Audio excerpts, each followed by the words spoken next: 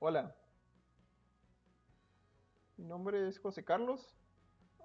Sí, mi nombre es José Carlos Félix y soy alumno de la Universidad Autónoma de Chihuahua, estudiante de la Facultad de las Ciencias de la Cultura, sí, estudiante de la Facultad de Ciencias de la Cultura Física y alumno de la carrera de motricidad humana. Este video es para la materia de procesos químicos y vamos a hablar sobre lo aprendido en el semestre, sobre las rutas metabólicas. Bueno, las rutas metabólicas son las rutas que sigue el cuerpo para crear energía, en este caso ATP. Existen macronutrientes que se pueden utilizar, diferentes macronutrientes que se pueden utilizar para la creación de energía, que en este caso son los carbohidratos, los lípidos y las proteínas. Y cada uno tiene una ruta distinta y vamos a hablar específicamente de esas. También vamos a hablar sobre la influencia del ejercicio en las rutas metabólicas y cómo el cuerpo llega a decidir qué rutas metabólicas tomar en base a la necesidad que se da en cada situación. Vamos a irnos un poco rápido y vamos a hablar sobre la glucólisis. O vamos a hablar del proceso entero de la glucólisis aeróbica de manera muy general. De una molécula de glucosa obtenemos de la glucólisis aeróbica, bueno, más bien de la glucólisis sencilla, vamos a obtener dos piruvatos. Y esos dos piruvatos se van a convertir después en dos acetiles con cima, que después se van a convertir en oxalacetato, cada uno. Vamos a poner dos oxalacetato porque son dos que se producen al final. Unas flechitas para indicar el proceso.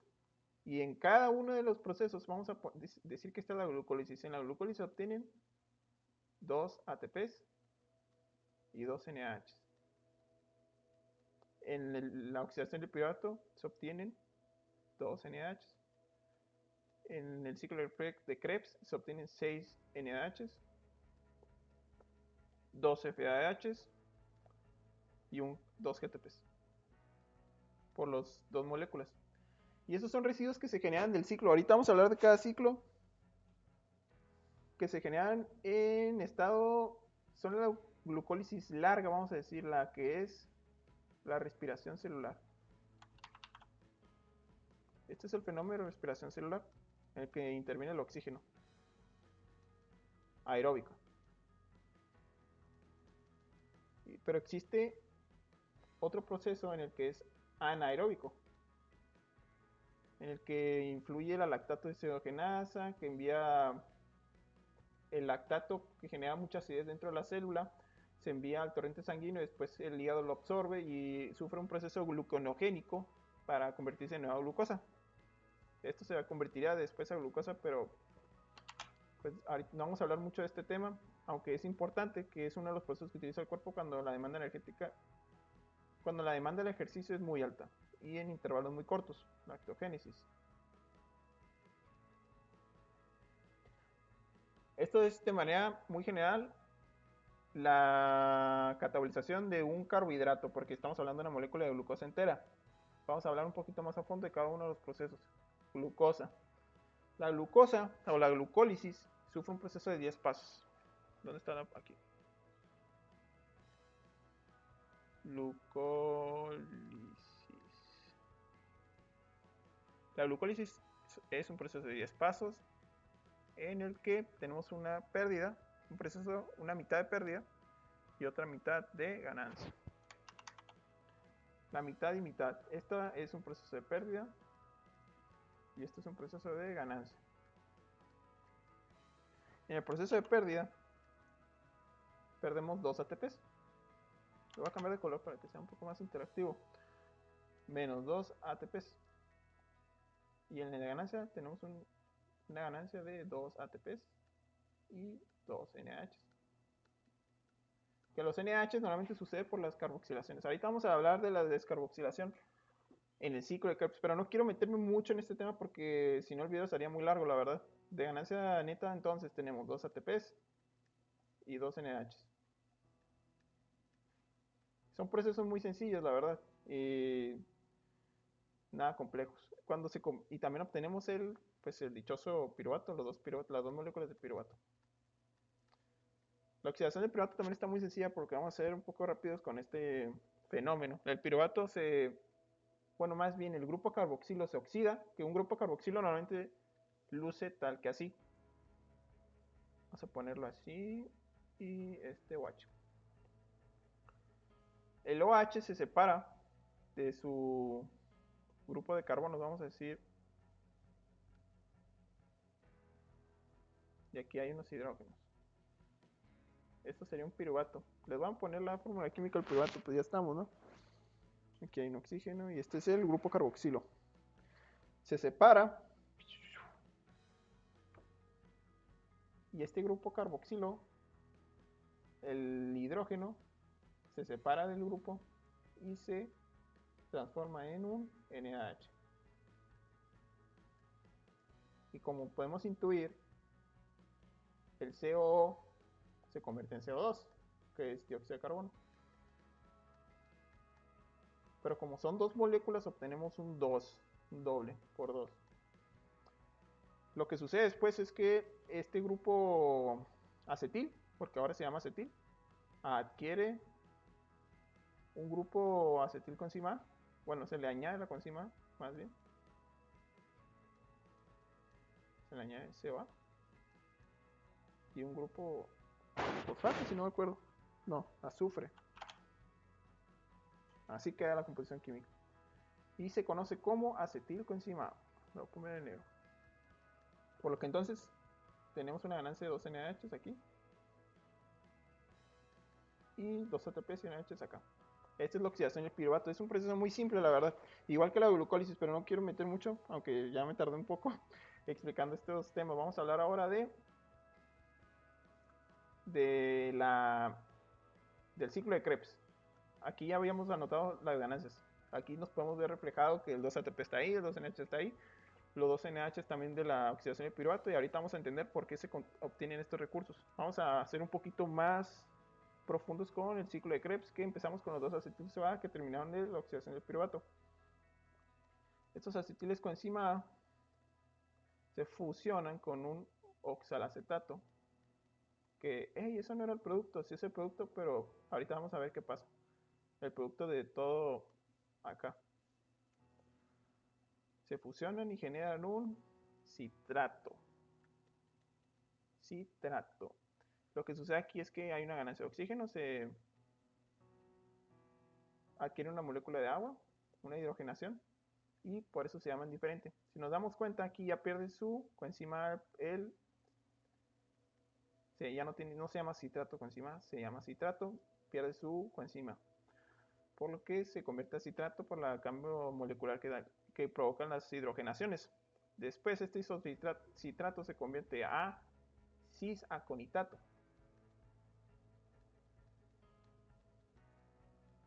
El cisaconitato sufre de manera contraria una deshidrogenación.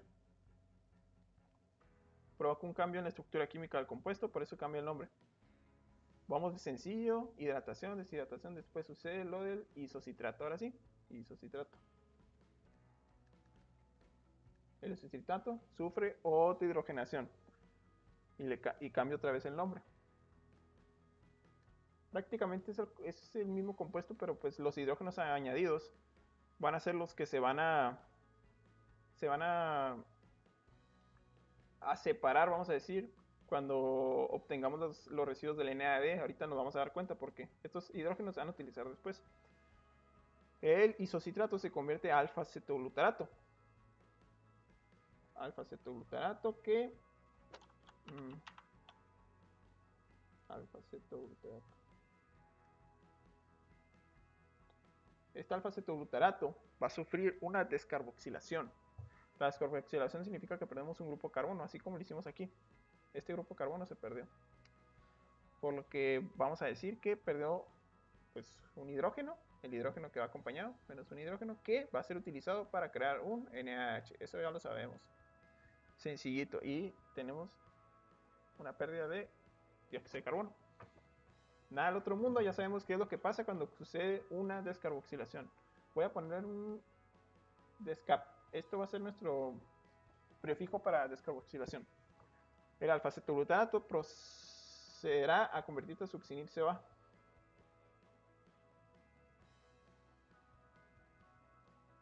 Y este succinil CoA va a sufrir de nuevo otra descarboxilación, una descap, y va a suceder prácticamente lo mismo. Pero si son observadores, se darán cuenta que aquí ya se llama coenzima A, porque hay una ganancia de una coenzima A, perdemos un hidrógeno, se gana el NaH y se pierde otro dióxido de carbono. Muy bien. Aquí ya tenemos ganancias de residuos que se van a utilizar en la fosforilación oxidativa, que vamos a explicar justo después de este paso. Después de que el isuccinil CoA se convierte, no, que el alfa-oxidobutarato se convierte a succinil CoA, esto se va a pasar a convertir a succinato.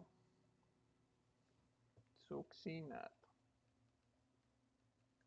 Bueno, el succinato va a sufrir una fosforilación. Fosforilación, ¿qué se le viene a la mente? Fosforilar, fosfato, fosforilación. ¿Qué hay? Fosforilación, pues tal como el nombre lo indica, vamos a perder una molécula de fosfato. Vamos a poner que es más. Y un GDP, perdemos un grupo fosfato que se va a convertir a un GTP. Ay, ¿qué pasó ahí? Este GTP es un sinónimo de ATP. No, que no haya confusión, no es nada del otro mundo. Es un sinónimo, los dos se pueden utilizar como fuente energética en el cuerpo. Los ATP son la moneda energética del cuerpo principal y es lo que se utiliza para crear el calor que desencadena el movimiento y distintas acciones celulares. Aquí también nos damos cuenta que se pierde la coenzima A de nuevo. Ya no se llama succinato CoA, solamente se llama succinato. A continuación, esto se convierte a fumarato. Fumarato. Y sufre una deshidrogenación. Deshidrogenación. ¿Qué sucede? Pues como el nombre indica, perdemos un hidrógeno. Deshidrogenación. Vamos a perder un hidrógeno, como lo sucedía acá arriba, en las descarboxilaciones. Pero ahora solamente van a ser hidrógenos, no vamos a perder ningún carbono. Que después este hidrógeno va a proceder a convertirse y acoplarse con un FAD y resultar en un FADH, que es uno de los productos que vimos anteriormente. Este fumarato se va a convertir a malato. Y el malato, el malato va a sufrir una añadida de agua, una hidrogenación. Se le añade una molécula de agua. Y cambia el nombre. Cuando, pues ya hemos visto que cuando se añade una molécula de agua, el compuesto, la estructura química cambia y se cambia el nombre. Y para terminar, el ciclo de Krebs nomás, que todavía falta rato, sucede otra deshidrogenación. Deshidro. Que se pierde un grupo de hidrógeno y se convierte en un NADH. Y es todo. Está sencillo. La verdad no es nada del otro mundo. Ya tenemos lo que son las ganancias. Y vamos a hacer un balance de qué fue lo que se ganó. Para que quede claro. Las ganancias que tuvimos fueron los NaHs. Aquí obtuvimos un NaH, acá otro. Acá obtuvimos un GTP, acá obtuvimos un FDH y un NaH. Por lo que 1, 2, 3, 3 NaHs, 2 FADHs y 2 GTPs. No, estoy haciendo mal. Porque aquí ya lo estoy contando por 2. 2 FADHs y 2. Y un GTP. Este proceso es de una sola molécula de acetilcoenzima A. No son las dos, por lo que vamos a tener que multiplicarlo por 2 y sería 6 NaHs, 2 FADHs y 2 GTPs. Fácil, sencillo para toda la familia. Ahí está, nuestro resultado que ya habíamos visto que pues es lo que se gana, ¿no? Esto es lo que ganamos. Vamos a proceder a ir a la cadena de transporte de electrones, que es donde vamos a cambiar nuestros residuos que generamos en todos estos ciclos, los vamos a ir al banco, a la fábrica de energía de la célula, que es ni más ni menos la mitocondria. La mitocondria es donde vamos a hacer nuestro cambio de pesos por dólares, porque es lo que nos importa, y vamos a conseguir mucho ATP. Bueno, aquí vamos a dibujar una mitocondria, que se me olvidó mencionar la verdad, pero pues ya que estamos hablando de la mitocondria, el proceso de glucólisis se da en el citoplasma. El ciclo de Krebs ya es dentro de la matriz. ¿Sí? Se ve mejor así. En la matriz. Ahora, los desechos que fueron expulsados de la mitocondria, los NAH, los FAH y el GTP, bueno, el GTP ya se puede utilizar, así que no vamos a hablar de él, van a proceder a atravesar los canales iónicos a los transportadores iónicos de la mitocondria. Vamos a dibujar una mitocondria. ¿Cómo lo haremos? Un cubito. Ok. Canal 1, canal 2. Son 4 canales, by the way. 1, 2. Este se llama Q, se le conoce como Q. Y el 4. Sorry. Se supone que van con números romanos, pero pues ya lo puse con números. Vamos a decir que este es la matriz. Y este es el espacio intermembranal. Este de aquí. Vamos a ponerle espacio. Espacio intermembranal. Bueno, tenemos nuestras ganancias, que son el NADH, el FADH, y cada uno contiene electrones que van a transportar hidrógenos. Los hidrógenos que están afuera de la célula pues son hidrógenos que se encuentran flotando sin ninguna función en específico. Y los electrones de estos compuestos se van a encargar de transportar adentro del espacio intermembranal estos hidrógenos, por lo que vamos a decir que este NaH recoge este par de hidrógenos, los coloca y sale por el complejo 2. Recoge otra vez este par de hidrógenos y los deposita a través del Q. Dejamos otro par de hidrógenos. Pero el complejo Q lo que hace es que transporta estos electrones al 4. Y estos salen de nuevo, recogen otros par de hidrógenos, los depositan. ¿Qué pasa con los electrones? Me van a decir ustedes. Bueno, esos electrones van a generar la potencia o la energía para que una molécula de carbono y 2 moléculas de oxígeno se conviertan en CO2, que es el dióxido de carbono. Sencillito, ¿no? Vamos bien. Ese CO2. No, me equivoqué. Miento.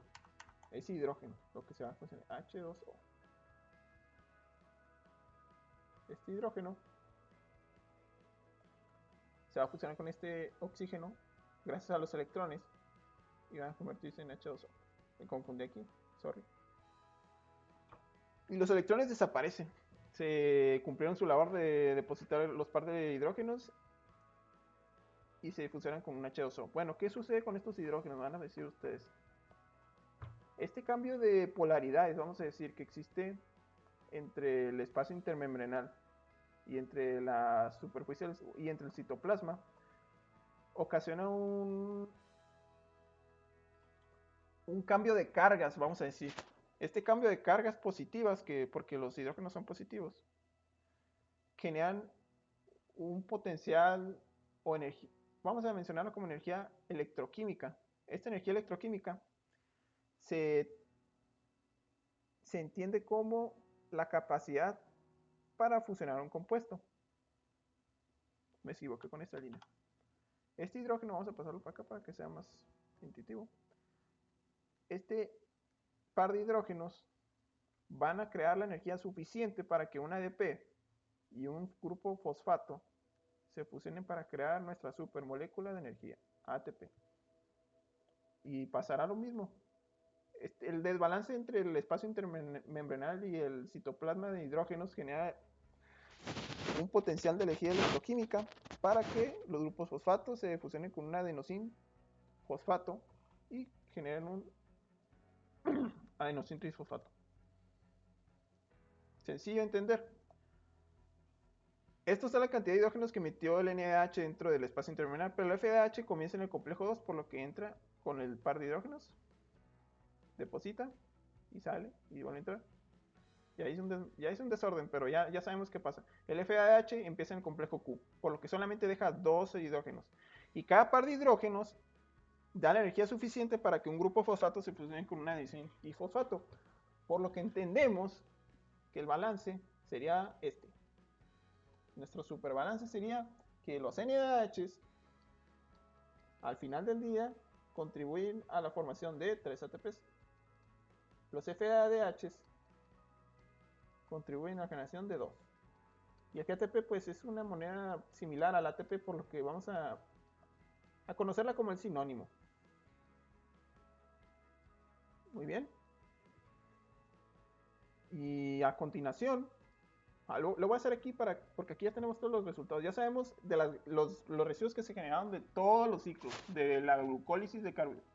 Vamos a decir de la degradación de un carbohidrato, de los carbohidratos de una molécula de glucosa. Estamos hablando de carbohidratos ahorita, la verdad.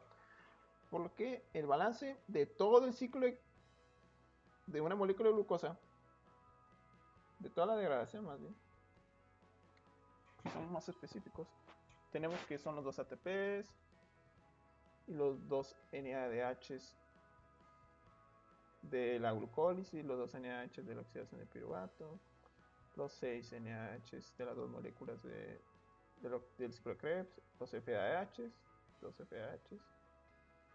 y esto lo voy a poner acá igual con 2 GTPs, porque es lo mismo. Oh, mira, la línea se corrigió. Qué bien. Sabemos entonces que aquí son 2. Voy a poner como suma. Más 2, que son estos. 2 por 3, que son los ATPs que genera una NADH. 6. 6. Otra vez más 6. Más 18. 6 por 3, 18. 2 por 2, 4. Y la suma, yo ya la sé, pero pues ustedes la pueden hacer si quieren. El resultado son 38 ATPs de ganancia la espalda, neta. Esta es la ganancia que obtenemos de la degradación de una sola molécula de glucosa. Y es mucha energía, la verdad. Energía suficiente para mantener en estado basal y en ejercicio de la célula. Pero ¿qué sucede con las grasas y con las proteínas? Se preguntarán ustedes. Esto ya lo vimos. Carbohidratos ya lo vimos, que es la molécula de glucosa. Glucólisis ya lo vimos, oxidación de piruvato ya lo vimos, ciclo de Krebs también. Fosforilación ya sabemos qué es lo que sucede y cómo es que ocurre el cambio entre los residuos y el ATP. Ya sabemos de dónde se generan. En el espacio mitocondrial de la mitocondria. ¿Qué sucede cuando utilizamos otros sustratos? En este caso, los lípidos, que son las grasas. Es lo mismo que grasas. Aminoácidos, pues son proteínas. Vamos a hablar de eso a continuación. Bueno. El exceso de glucosa, o más bien los alimentos que consumimos con grasa, se reservan en unas células llamadas adipocitos. Vamos a mencionar que este es un triglicérido. Y estos triglicéridos tienen unos canales que se llaman perilipinas, que permiten la entrada y salida de esos triglicéridos. La hipófisis, cuando existe una demanda energética, pues en estados en ejercicios de mediana intensidad, vamos a decir, y de larga duración, la hipófisis manda una hormona llamada lipasa hormonal sensible, que se conoce como LHC. Lipasa, la vamos a poner como lipasa. Esta lipasa lo que cataliza es que los canales de las pirilipinas permitan la salida de triglicéridos.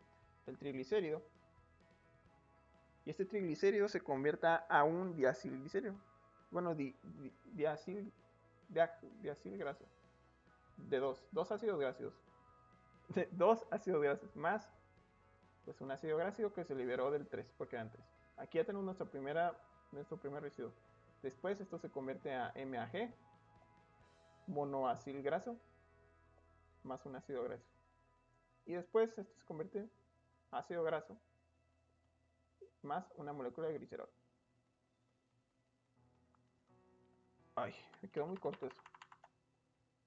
Dice... Déjenlo cambio porque no me gusta que se vea así, la verdad quiero que... Glicerol. ¿Por qué se está...? Sorry, tengo un problema con la tableta. Glicerol. No sé por qué este lado no funciona. Bueno. Glicerol más un ácido graso. Entendemos que del triglicéridos obtenemos 3 ácidos grasos y un glicerol. El glicerol se va a ir al hígado.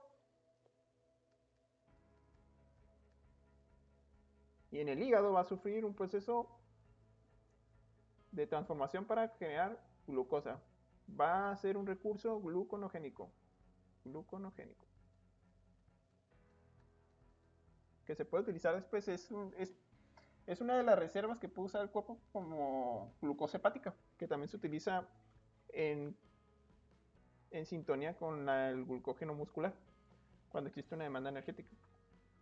Este glicerol quedó aparte, por lo que tenemos los 3 ácidos grasos que, junto con la albumina, que va a ser la enzima que va a transportar estos ácidos grasos por el torrente sanguíneo, se van a convertir en ácidos grasos libres. Estos ácidos grasos libres van a ser transportados al miocito.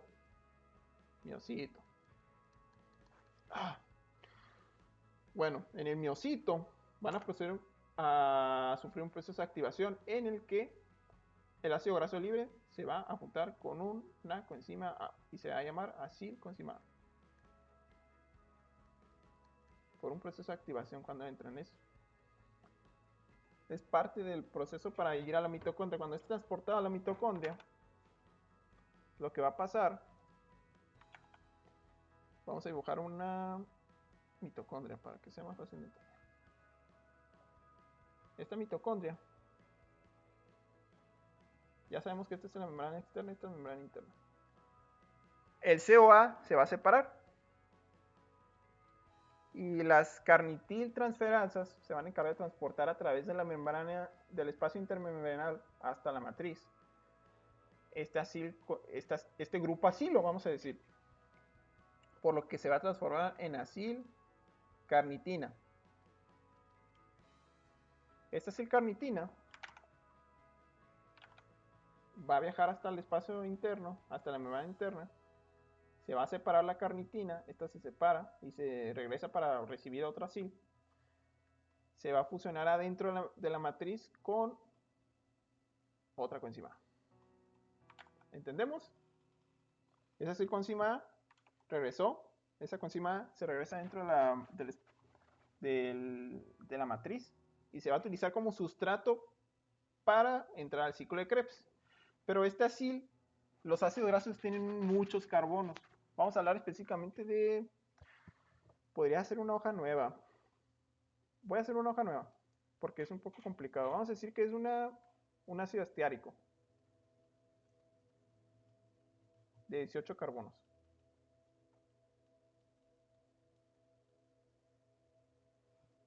Hay un proceso por el que pasan los grupos acilo que se llama beta-oxidación. La beta-oxidación es la separación del grupo. Si leemos bien el nombre, beta-oxidación, oxidación beta. ¿Beta qué sería en este caso? El carbono en la segunda posición, carbono, alfa, beta. Sería como un 2 en este caso. Carbono en segunda posición. Oxidación, voy a poner. Oxidación. Tengo la letra muy fea, ya sé, pero pues ustedes me están entendiendo conforme hablo. Oxidación del carbono en la segunda posición, ¿no? Eso es la beta-oxidación, pero este carbono tiene 18. O sea que voy a separar, por cada beta-oxidación voy a separar 2 carbonos, 2 carbonos, 2 carbonos. Entonces podemos decir que se puede dividir entre 2, ¿no? 18 entre 2. Sería 9. Pero se descuenta el primer paso. porque el primero no cuenta, por lo que van a ser menos 1. Van a ser 8 pasos los que va a seguir. Bueno, entendemos que este ácido graso de 18 carbono va a sufrir 8 veces el fenómeno de betoxidación para separar su grupo acilo. El grupo acilo es lo que no queremos dentro de la mitocondria, porque si nos vamos atrás y nos fijamos que ¿dónde está? El ciclo de Krebs. Este es. Aquí no lo mencioné, pero no sé por qué. Pero bueno, el oxalacetato es una molécula de 4 carbonos. Y el acetilcoenzima es una molécula de 2. Y aquí son 6 carbonos. O sea que para entrar al ciclo de Krebs tiene que ser una molécula de 2 carbonos. Pero nosotros tenemos una molécula gigante de 18. Muchísimo, ¿no? Por lo que por cada paso de betoxidación, que va a sufrir una serie de pasos, pero lo voy a hacer muy resumido porque ya me estoy tardando demasiado. Se genera, en cada betoxidación se genera un FADH y un NADH. FADH más FADH más NADH. Por cada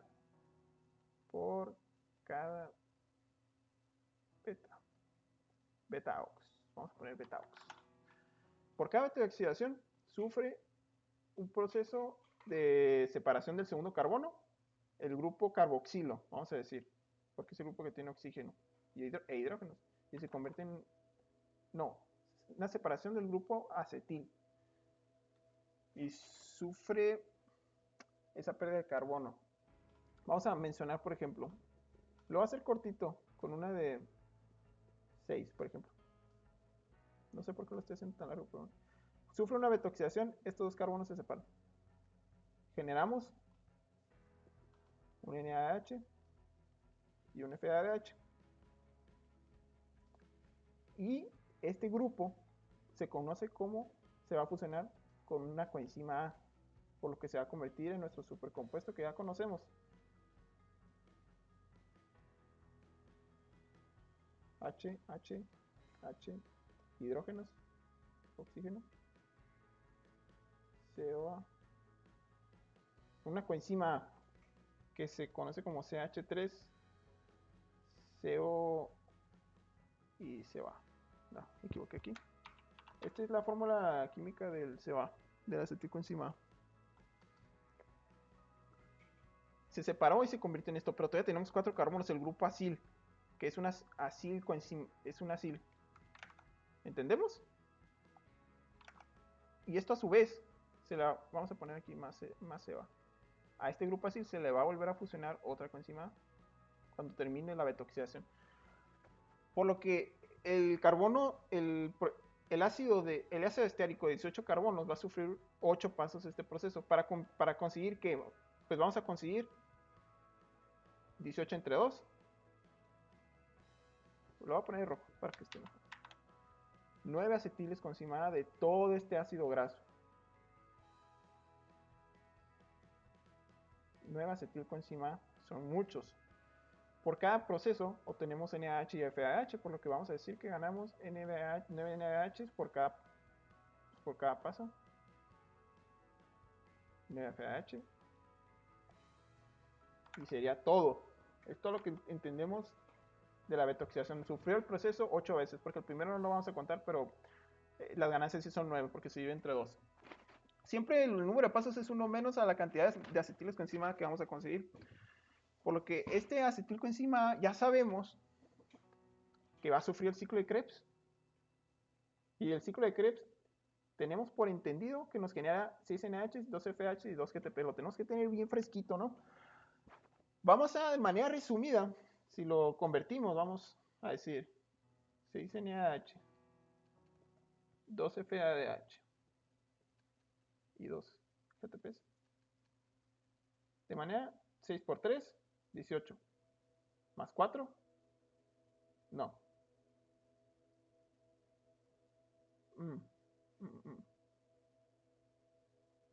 Sí, 6 por 3, 18. 2 por 4. 2 por 2, 4. 2. Por lo que sería aquí 20, 24. Entonces se obtienen 24 ATPs en la fosforilación, si no lo recordamos. Por lo que vamos a multiplicar esto por 9. Y si hacemos la multiplicación, voy a hacer una calculadora para no tardarme tanto. 24 por 9.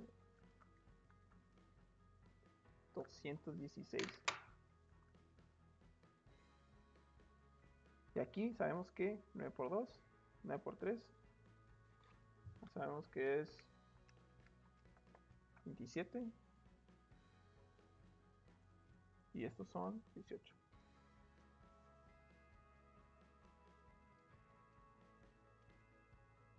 Y lo sumamos. 216 más 27 más 18. Me equivoqué. 216 más 27 más 18. 261. Son muchísimos ATP. Muchísimos. Normalmente en estado basal, los NHs generan 2 ATPs. Por eso se puede entender que los NHs producirían en este caso 12. Hay veces voy a ponerlo de esta manera, 2. Porque tienen carga positiva. Cuando entramos en una fase de demanda energética, el cuerpo, o más bien la mitocondria, manda todos los NH, ya sean positivos, neutrales, los manda directamente al complejo 1. Aquí. Estos son NHs positivos. Los NHs neutros, los NHs neutros entran también directamente en el complejo Q. Pero en demanda energética vamos a considerarlo como 18. Por lo que sería 24 ATPs que genera cada ciclo de Krebs. Y este es el total, 261 ácidos grasos. Es muchísima energía de un solo ácido graso. Y como son 3, porque recordemos que son 3 ácidos grasos los que nos trajimos. 3 ácidos grasos libres que van a ser convertidos en acilcoenzima. Pues ahora multiplícalo por 3, mijo. Muchísimo, no voy a hacer la cuenta porque pues no tiene sentido. Pero entendemos que la dieta juega un papel muy importante a la hora de bajar de peso. Bajar, o más bien quemar estos 261 ATPs requiere una jornada de ejercicio de baja a moderada intensidad muy alta. Casi, pues lo ideal serían 2 horas para una persona obesa, a una intensidad moderada. Pero de todas maneras, este es un solo adipocito que estamos quemando. Imagínate la cantidad de adipocitos que tenemos, son muchísimos. Por eso tenemos que consumir menos carbohidratos, o más bien, tenemos que comer menos y hacer más ejercicio para que exista ese déficit de energía, de ingesta que tenemos, de energía calórica, vamos a decir, de ingesta, y el resto lo quemamos con con el tejido adiposo. Ahora, ya que vimos cómo se obtiene tantos ATPs de la lipólisis, vamos a hablar de la desaminación y la transaminación. Ya me tardé demasiado, así que hay que hacer un poquito rápido. Esto ya lo vimos, en lipólisis y detoxidación. Desaminación y transaminación. Bueno, las proteínas sufren un proceso distinto porque, vamos a decir, aminoácidos, que es lo mismo que proteínas. Aminoácidos. Estas proteínas se van a convertir, tienen un grupo amino, un NH2. A los aminoácidos también se le conocen como compuestos con bases nitrogenadas, por eso es el NH2, el nitrógeno. El nitrógeno no lo habíamos visto hasta ahorita. Por lo que este aminoácido va a sufrir un proceso de transformación a convertirse a alfa-cetoglutarato. Alfa-cetoglutarato. Y este alfa-cetoglutarato se va a fusionar con un NH2. Proceso de catabolización, ya me acordé. No sé, me dio lag mental. un proceso de catalización y se va a convertir en un alfa-cetoglutarato y en un cetoácido. Los cetoácidos, depende de la proteína, pueden ser cetogénicos o gluconogénicos. No, glucogénicos. Sí, glucogénicos, cetogénicos y glucogénicos. Le voy a poner otro color para que se vea mejor. Glucogénicos. A ver cuánto tarda en subirse el video, porque ya está bien largo. Pero bueno, cetoácido. Los cetogénicos normalmente son la leucina y la leucina. Leucina y lisina. Voy a poner así. Y los gluconogénicos pues son los que se van a convertir en otra cosa. Pero vamos a dejar esto de lado. Pues vamos a seguir por el grupo de el alfa-cetoglutarato que se llevó el grupo amino con él. Esta fusión se va a convertir en un glutamato. Y el glutamato nos está sonando, ¿no? Así como que ya había escuchado esta palabra antes. Sí, ya la escuchaste. En el ciclo de Krebs. Ah, no, todavía no llegamos a esa parte. Ups. El glutamato después se convertía a NADH, alfa-cetoglutarato. Pero no, no quería leer, pero pues aquí ya me hice bolas, la verdad. El alfa-cetoglutarato se convierte a... No, pues sí, a glutamato. Y gana un NH2. ¿Dónde está? El Z. Sí. NADH. Y HC2, H2O. Aquí me hice un poquito bolas, la verdad. Pero vamos a mencionar que este aminoácido va a sufrir un proceso de desaminación. La desaminación se conoce como la pérdida del grupo amino. Por lo que este glutamato, vamos a decir el aminoácido, para hacerlo de resumidas cuentas, para no lo que alcanzo a recordar en este momento, el aminoácido, que sería el grupo nitrogenado, y el aminoácido, vamos a ponerlo con un más, aminoácido, sufre un proceso de desaminación. No, con otro color. ¿Verde podría ser? Sí, desaminación. ¿Desaminación qué es? Pérdida del grupo amino. El aminoácido ya no va a tener su grupo amino. Amino A. Vamos a poner amino A. Y ese aminoácido sin el grupo amino se va a convertir a alfa-cetoglutarato. Pues ya perdió su grupo amino.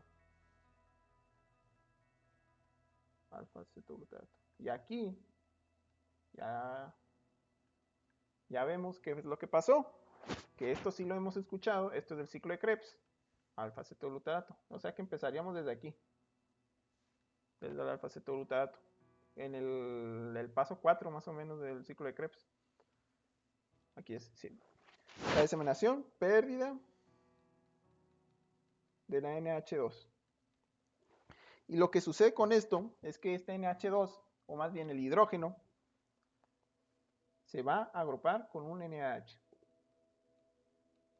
Porque diseminación sería en este caso deshidrogenación y desnitrogenación, porque perdimos el grupo nitrógeno y el grupo de los hidrógenos. El NH se crea y también se crea una molécula de H2O,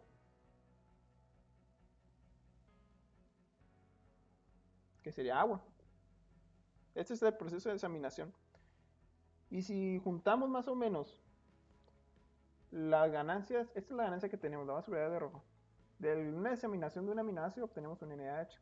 Del alfa-cetoglutarato empezamos en un lugar diferente en el ciclo de Krebs, por lo que sería, si nos vamos para acá, aquí empezamos, obtenemos 1 GTP, 2 NADHs, un FAH y un GTP, ¿no? Aquí ya lo estamos viendo. Espero que esté quedando claro, ¿eh? Por lo que aquí vamos a poner 2 NADHs, un FADH y un GTP. O vamos a ponerlo como ATP porque es un sinónimo. Y esto, pues ya sufrió el ciclo de Krebs.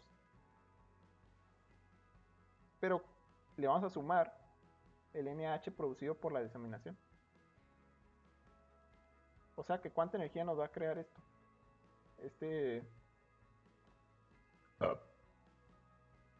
Perdón, discúlpenme la verdad. Este NaH se va a sumar porque van a ser 3 más 1. 3 por 3, 9. Más 2. 1 por 2, más 1. Serían 11. 12. Sorry. 12 ATPs de ganancia en el ciclo de Krebs. Pero no estamos contando el cetoácido que estamos hablando aquí. Este cetoácido, dependiendo de si es cetogénico o glucogénico, vamos a poner de colores diferentes. Los glucogénicos normalmente se transforman en succinil CoA. Este succinil CoA pues empieza en un lugar diferente. Ahorita vamos a ver cuánto gana. El cetogénico, vamos a poner de verde, empieza o se convierte a un acetilcoenzima, que este es un sustrato que ya sabemos la ganancia total. Este ya sabemos que es 3 NADH de un ciclo, un FADH y un GTP. Vamos a decir ATP. Ay, salió muy feo eso. El succinil se va, si nos regresamos, sabemos que pues no gana un NADH, solamente va a ganar un FADH, un NADH y un GTP.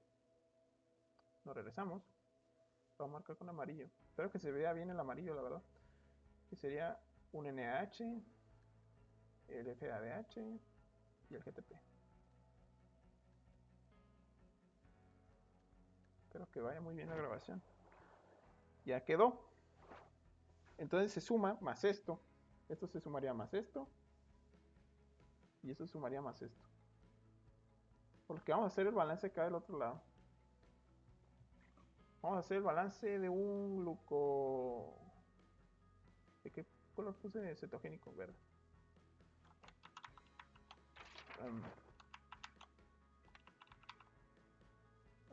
Lo voy a borrar, porque no me deja. Cetogénico. ¿Dónde está la plumita? Aquí. Cetogénico. Tenemos entendido que creó 3 NH, un FH y un ATP. Lo mismo que una acetil-CoA.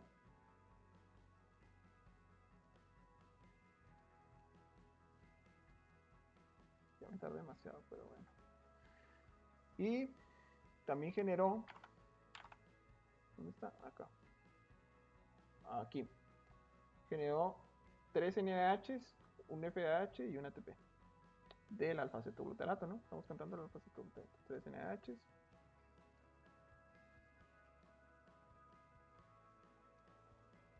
Un FADH. Y un GTP. Muy bien. Sí es, ¿no? Entendimos bien.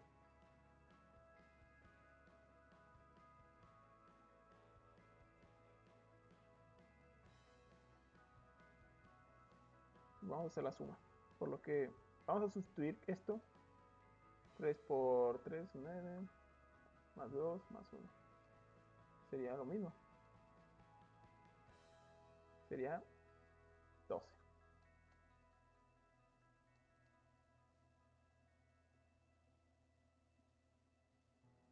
ATPs. 12 ATPs. Lo sumamos. Nos dan 24. Si mal no... Esto sería una proteólisis completa de un cetogénico. Esta es la ganancia energética de una proteólisis completa. Y la ganancia sería de 24 ATPs, lo voy a marcar con rojo para que se vea mejor. Cetogénicos, de una leucina a una lisina. Pero si es gluconogénico, pues vamos a hacerlo acá. Gluconogénico. Glucogénico. Aquí sabemos que la ganancia está un NH, un FADH un FAH. Perdón si se aburrió un poco esta parte, pero pues esto es puras sumas. Y me gustaría que quedara claro, la verdad, por qué se genera tantos ATPs y por qué no. Pues ya sabemos que aquí pues son 3 NHs. Espero que se vea bien. Un FAH. Y un GTP. Aquí 3 más 2 más 1. Sí, ¿no? Sí, está bien. 3 3 9 más 1 más 1. No, más 2. Ahora. Más 2 más 1. Serían 5 6 3 2 6 9 11 12 12. Por lo que el resultado sería 18 ATPs. Obtenemos menos energía de un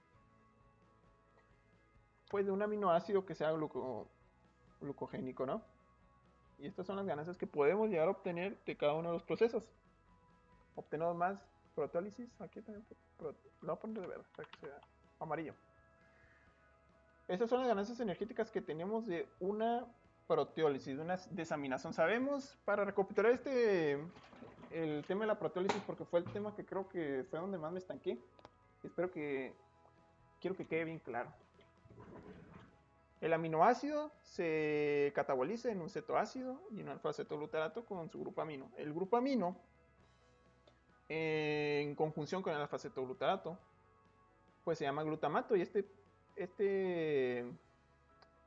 esta sustancia no nos sirve para el ciclo de Krebs, por lo que vamos a pasar al proceso de desaminación. La desaminación, ¿qué es? Pérdida del grupo nitrogenado, porque vamos a perder este nitrógeno. Voy a quitar eso ahí. Vamos a quitar el grupo nitrogenado.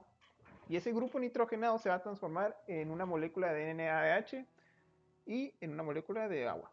Esta es la ganancia que tenemos de la desaminación. Y pues el cetoácido, dependiendo de su procedencia, ya sea que es cetogénico o gluconogénico, va a tener una ganancia energética diferente nos va a aportar residuos diferentes. Por lo que vamos a hacer esta suma. Vamos a sumar las ganancias que nos da desde el paso del alfa-cetoglutarato, que sería este, que ya hicimos la suma. Le vamos a añadir el NADH que ganamos en la desaminación. Aquí está el balance del alfa-cetoglutarato. Y aparte le vamos a sumar, dependiendo del cetoácido, los residuos que generó cada uno de ellos. Ya sea cetogénico, pues sumamos este. Si es gluconogénico, sumamos esta otra. Y nos va a dar una ganancia distinta, como podemos apreciar aquí. Para terminar, y no hacer el video muy largo, la verdad, porque ya está muy largo, vamos a hablar de lo más importante desde mi punto de vista. Y quiero ser muy conciso en este punto. La influencia de la ruta metabólica en el ejercicio. ¿Dónde está? Ya para terminar. Se ve muy largo, la verdad, pero pues esto es todo lo que yo vi en un semestre. Y explicarlo en menos tiempo de lo que yo me lo aprendí, pues está cabrón. Ejercicio. ¿Cómo fluye el ejercicio en la decisión de las rutas metabólicas?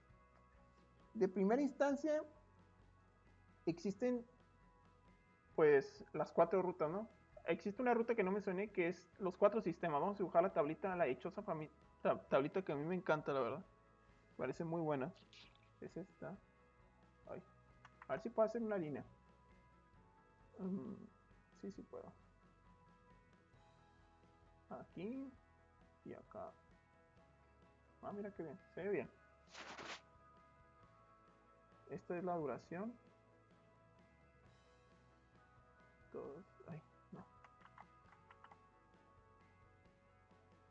Y esta es la intensidad. No, voy a cambiar a lápiz.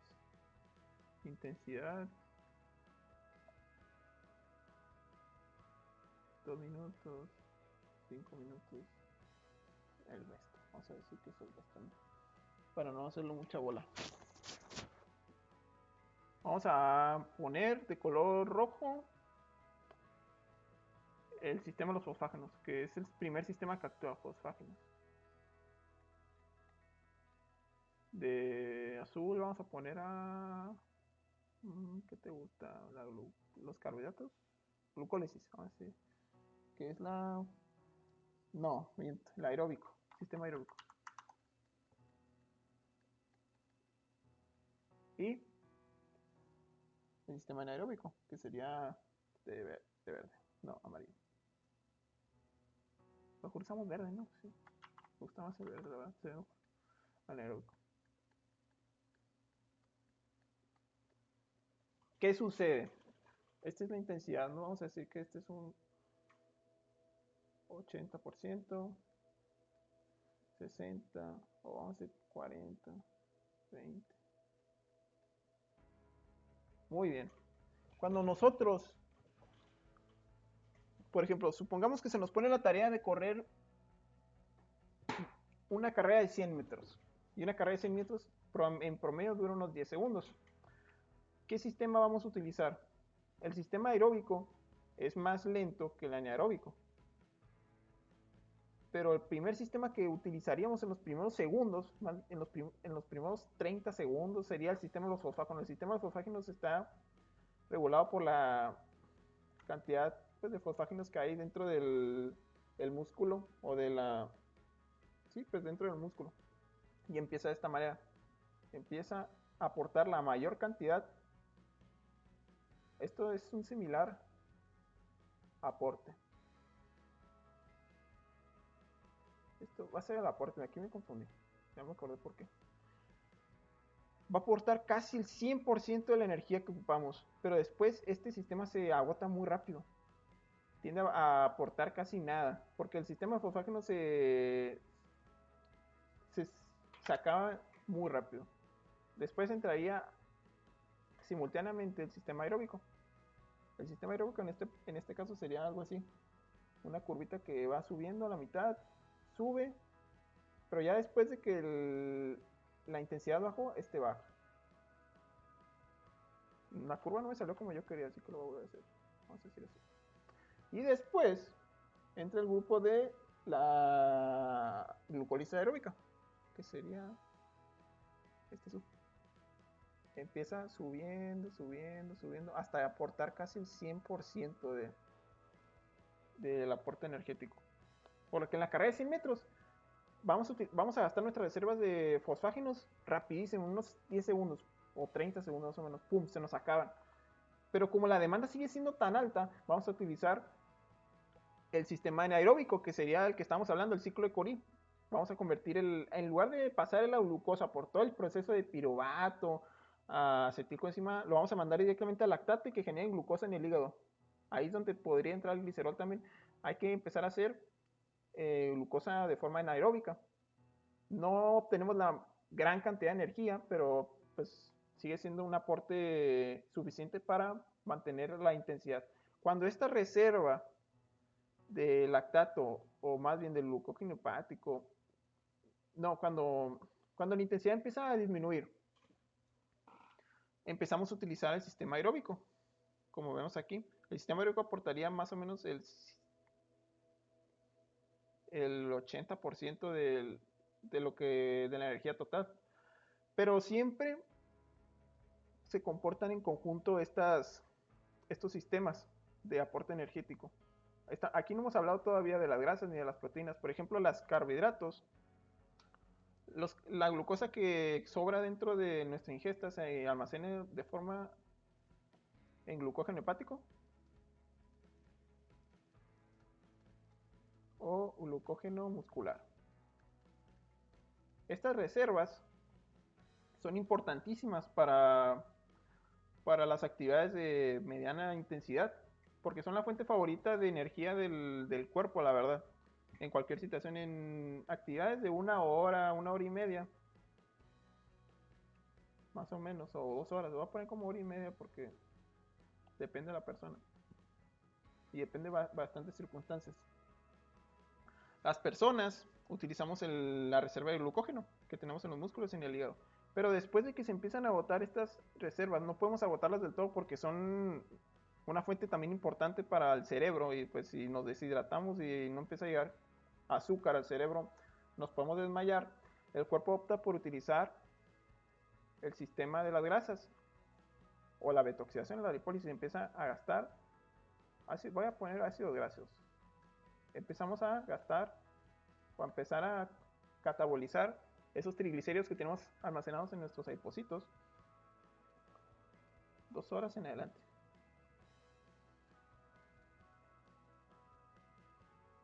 Los empezamos a utilizar para crear energía y creamos muchísima energía, la verdad, casi por eso es muy difícil agotar totalmente o más bien adelgazar solamente de ejercicio. Necesitamos cambiar la dieta a una dieta menos cargada en carbohidratos, en grasas y más enfocada a proteínas para aumentar el crecimiento del músculo esquelético y reducir la cantidad del tejido adiposo que tenemos en nuestra barriga, vamos a decir, nuestro abdomen. Los carbohidratos se agotan.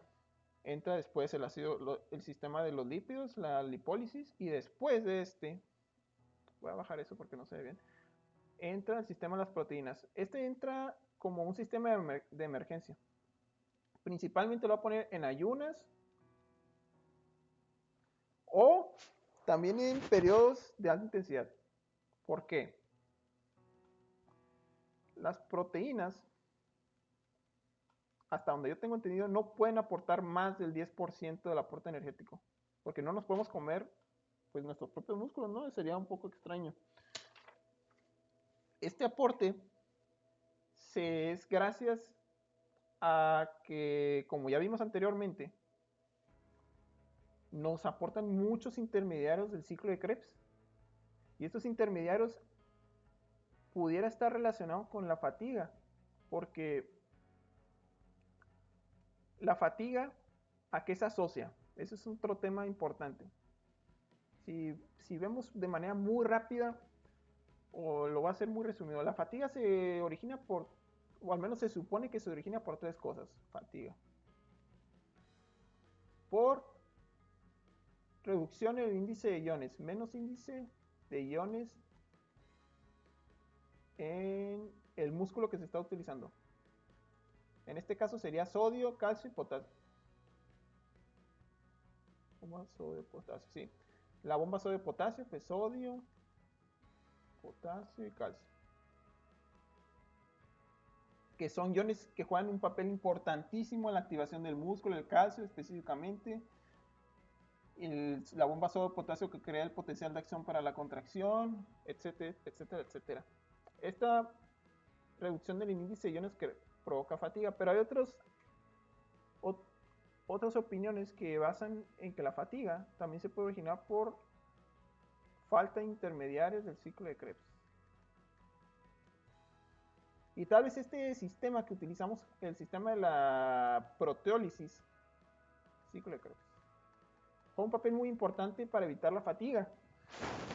Más allá de la cantidad de energía que genera, que la verdad, si somos muy analistas, no es tanta, generamos más en la degradación de una molécula de glucosa, que generamos como 38 ATP, si mal no recordamos. Lo hice arriba. Sí, 38 ATP. Pues aquí no generamos tantas, generamos como 24, 18, no es tanto el aporte energético. Yo creo que desde mi punto de vista, la principal función de la proteólisis es el relleno de los intermediarios del ciclo de Krebs en la célula. Es algo que evita la fatiga. Por lo que, para resumir y terminar ya la exposición, porque ya sé que me tardé mucho. Pero bueno, primero, en situaciones, en ejercicio intenso elevado. Ejercicio intenso corto, vamos a decir, de corta duración. ¿Qué sistemas entran? El sistema de los fosfágenos o el sistema de anaeróbico láctico, se llama. Anaeróbico aláctico. Aláctico porque no es la lactogénesis, ese es el sistema de los fosfágenos, PCR, también se le conoce como PCR. Después, o más bien en simultáneo, sucede la lactogénesis. Anaeróbico. Uy, salió mal eso. anaeróbico. Que lo vamos a decir como el ciclo de Cori. Después, en ejercicios de mediana intensidad, no tan, o ejercicios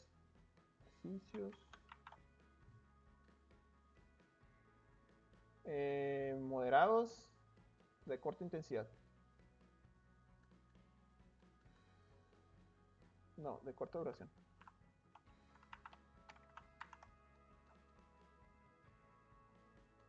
El sistema favorito del cuerpo es, pues, del glucógeno. Vamos a decir que es, lo voy a repetir, me olvidó. Glucólisis aeróbica.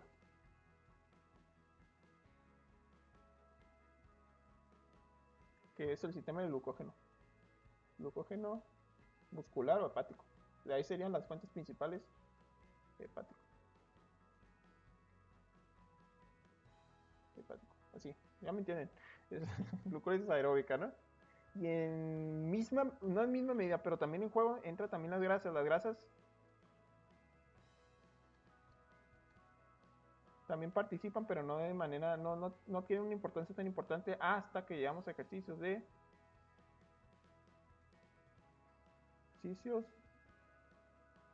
de baja, mediana intensidad y de larga duración.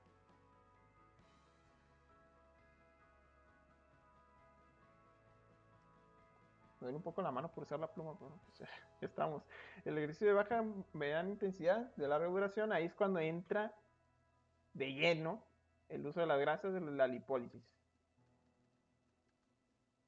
La lipólisis es la que aportaría más o menos el 80% del aporte energético. O más, hasta el 90% en algunos casos.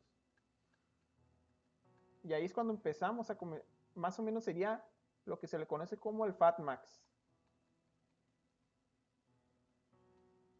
Más o menos sería en algunas personas el 60, vamos a poner 60, 70 de la capacidad. VO2 Max. Así más o menos me acuerdo que se llamaba. Es cuando empezamos a quemar la grasa y empezamos a bajar o a exterminar ese tejido adiposo. No es ese mito de, es que muchas personas les podrías preguntar cómo se quema la grasa. No, pues la sudas, la evacúas. Y la verdad es que hay un malentendido con lo que sabemos acerca de la quema de grasas.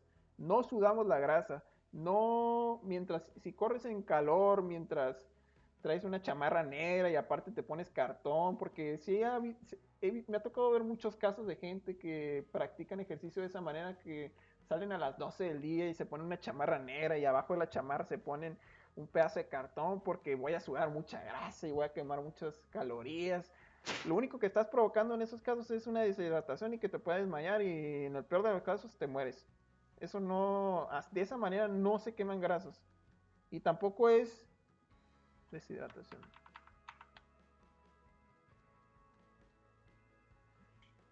De esa manera no es como bajamos de peso, sino con ejercicios de baja, moderada intensidad, pero de mucha duración y con una ingesta calórica en la dieta menor a la demanda que tenemos para que el cuerpo empiece a utilizar de manera alternativa las reservas de tejido adiposo y no suframos este tipo de tragedia de deshidratarnos por querer salir a correr a las 12 de la mañana y querer desmayarnos. No. Por último, entrarían las proteínas. Las proteínas entran más que nada en fases de ayuno. Fases de ayuno y de intensidad elevada. Como ya mencioné, pues su función energética no es tanto el aporte que dan, no supera el 10%, pero elevada. Su función como creadora de intermediarios en el ciclo de Krebs es muy importante, la verdad, porque evita la fatiga y nos permite crear más condición física, vamos a decir. Conforme la persona está adaptada para una persona entrenada, tiene más capacidad de quemar grasas que una persona que es sedentaria, porque la respiración que realiza la mitocondria tiene una capacidad mayor, por lo que no es tan necesario rebajar esas reservas de glucógeno tan rápido, no se rebajan pronto y al cuerpo, pues como tiene la capacidad de tener esa respiración a largo plazo, pues opta por utilizar la lipólisis y gastar esas reservas de grasa, de tejido adiposo que tenemos. Bueno, ya sé que duró mucho, la verdad, pero es un tema muy complejo y espero que haya quedado claro, la verdad, porque es muy interesante y deberíamos de tener en cuenta los objetivos que queremos lograr. Por ejemplo, una persona que quiere aumentar su masa muscular no puede hacer ejercicio sin una reserva de glucógeno adecuada. Con una reserva de glucógeno agotada. Más, también es cuando influye la participación de las proteínas en el aporte energético. Personas como yo, que son ectomorfas, una persona muy delgada, debería de consumir carbohidratos antes de hacer ejercicio para no quemar tanto la grasa y para más bien no agotar nuestras reservas de glucógeno lo antes posible, sino utilizarlas y que las proteínas que ingeramos después de ya sea un batido de proteína o la ingesta, pollo, carnes, etcétera, pescado, se vayan directamente a la formación de nuevo músculo y cambien el tipo de fibras que tenemos dentro de nuestros músculos del bíceps, del cuádriceps, etcétera. Y personas pues gordas tienen que bajar su índice de ingesta, consumir menos de lo que gastan y empezar a moverse, empezar a hacer un poco de ejercicio que sí ayuda, la verdad, sí es muy importante el ejercicio a la hora de bajar de peso, pero también lo es muy importante la dieta que llevas y consumir más de lo que debemos es muy común en estos días por la alta cantidad de alimentos enlatados y con altos índices calóricos. Es muy fácil con los refrescos sobrepasarse lo que es debido. Por eso es importante controlar la dieta y entender cómo funcionan las rutas metabólicas dentro del ejercicio. Espero que haya quedado claro y que los objetivos que pretendes lograr sean positivos. Ya vimos todo. Fue un video largo. Espero que les haya gustado. Y este fue mi aporte de las rutas metabólicas en el ejercicio.